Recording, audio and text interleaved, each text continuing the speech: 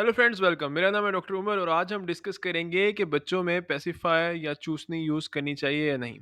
मैं आपको इसके कुछ फ़ायदे और नुकसान बताऊंगा, लेकिन डिसीजन आपने खुद लेना है कि आप अपने बच्चे को ये देना चाहते हैं या नहीं।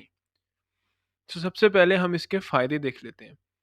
पेसिफायर का जो एक फ़ायदा है वो बच्चों को हेल्प करने में है कि वो नींद में जा सकें। अगर आपके बच्चे को सोने में मुश्किल हो रही है और उसे नींद नहीं आ रही, तो पेसिफायर उस केस में हेल्प कर सकता है। बच्चों में एक रिफ्लेक्स होती है जिसे सकलिंग रिफ्लेक्स कहते हैं। ये बच्चों में नेचुरली पाई जाती है। रिफ्लेक्स की वजह से बच्चे सो नहीं पाते कभी कभार। और अगर आपका बच्चा न्यूबॉर्न सो नहीं पा रहा तो मे बी सकलिंग रिफ्लेक्स की वजह से वो अपने माउथ को सक करता रहता है और उसे नींद में जाने में प्रॉब्लम होती है। इस केस में चूसनी या पेसिफायर बच्चों को हेल्प कर सकती है। सेकंड बेनिफिट जो पेसिफायर का है वो सडन इन्फेंट डेथ सिंड्रोम से बचाने का है। सडन इन्फेंट डेथ सिंड्रोम एक कंडीशन है जिसमें बच्चों में सडन डेथ हो जाती है न्यूबॉर्न की। उसकी मुख्तलिफ कॉज हो सकती हैं, जैसे सांस की नालियों का बंद हो जाना या ज़ुबान का रोल होके वापस सांस को गले को ब्लॉक कर देना। तो देखा गया है जो बच्चे चूसनी यूज़ करते हैं उनमें ये कंडीशन नहीं होती। थर्ड बेनिफिट ये है कि बच्चों में पेन और तंगी को दूर करता है। अगर किसी वजह से आपका बच्चा तंग हो रहा है या पेन में है, तो पेसिफायर जो है वो उन्हें सुकून देता है, क्योंकि बच्चों में जो माउथ का एरिया होता है वो उनको सुकून देने का एरिया होता है। जब वो कोई चीज़ सक करते हैं तो उन्हें सुकून आता है। तो इसलिए निप्पल उस केस में भी हेल्प करती है। अब कुछ हम इसके साइड इफ़ेक्ट्स देख लेते हैं। सबसे बड़ा जो साइड इफ़ेक्ट है वो आदत का है कि इसकी आदत पड़ जाती है बच्चों में। तो इस बुरी आदत से आप बच्चों को बचाने के लिए 2 साल के बाद किसी बच्चे को ये मत दें। उसके अलावा जो दूसरा बड़ा साइड इफ़ेक्ट है वो न्यूट्रिशन का है। न्यूट्रिशन से मतलब ये कि जो 1 महीने से कम का बच्चा होता है उसके लिए डाइट बहुत इंपॉर्टेंट होती है। उस टाइम बच्चे सो ज़्यादा रहे होते हैं और दूध कम पी रहे होते हैं, लेकिन दूध हर 2 घंटे बाद देना ज़रूरी होता है। अगर आप 1 महीने से कम बच्चे को ये देंगे तो उसकी न्यूट्रिशन मुतासिर हो सकती है। बच्चा हो सकता है कि निपल ही चूसता रहे, वो ब्रेस्ट फीड या बॉटल फीड ना ले।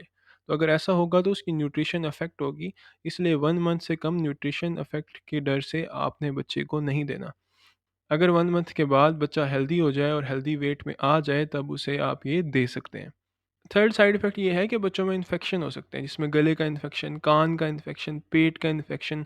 ये बहुत कॉमन कंडीशंस हैं। अब इसकी कॉज़ क्या होती है? 2-3 कॉज़ होती हैं। एक तो हाइजीन कॉज़ होती है कि अगर निपल की हाइजीन का ध्यान नहीं रखा जाएगा तो बैक्टीरिया बॉडी से, स्किन से या किसी सरफेस से गले में जा सकते हैं, पेट में जा सकते हैं और कान में जा सकते हैं। कान में ऐसे जा सकते हैं कि गले और कान का क्लोज़ कॉन्टैक्ट होता है स्टेशियन ट्यूब के ज़रिए। तो अगर बैक्टीरिया गले में जाएँगे तो वो कान में जा सकते हैं। काफ़ी डिस्ट्रेसिंग होता है बच्चे के लिए, बच्चा बता नहीं पाता, उसे फ़ीवर होता है, पेन होता है। तो ये साइन्स होते हैं कि कोई इन्फेक्शन चल रहा है। फोर्थ साइड इफ़ेक्ट ये हो सकता है कि बच्चों की माउथ या टीथ की डेवलपमेंट है वो अफ़ेक्ट हो सकती है। इसलिए एक टाइप आती है जिसे ऑर्थोडोंटिक कहते हैं, वो आपका डेंटिस्ट रिकमेंड कर सकता है बच्चे के लिए। मटेरियल में 2 टाइप के पेसिफायर होते हैं, एक लैटेक्स और एक सिलिकॉन टाइप के। लैटेक्स जो होते हैं वो स्किन से मिलते-जुलते होते हैं, इसलिए जो बच्चे ब्रेस्ट फीड करते हैं उनमें लैटेक्स का देना ज़रूरी है। और जो बच्चे बॉटल फीड करते हैं उनमें सिलिकॉन का देना ज़रूरी है। सिलिकॉन प्लास्टिक का मटेरियल होता है। लैटेक्स का देते हुए आपने एक बात का ख्याल रखना है कि लैटेक्स की एलर्जीज़ बहुत ज़्यादा कॉमन है। अगर बच्चे को कोई रैश हो, ख़ारिश हो, दाने बनना शुरू हो जाएँ, तो आपने लैटेक्स वाला अवॉइड करना है। अब ये मैंने आपको बेनिफिट और साइड इफ़ेक्ट आपको बता दिए हैं। अगर आप बच्चे को देना चाहते हैं तो उसका एक ही पर्पज़ है कि आप उसकी स्लीप बेटर कर सकें, स्लीप इम्प्रूव कर सकें।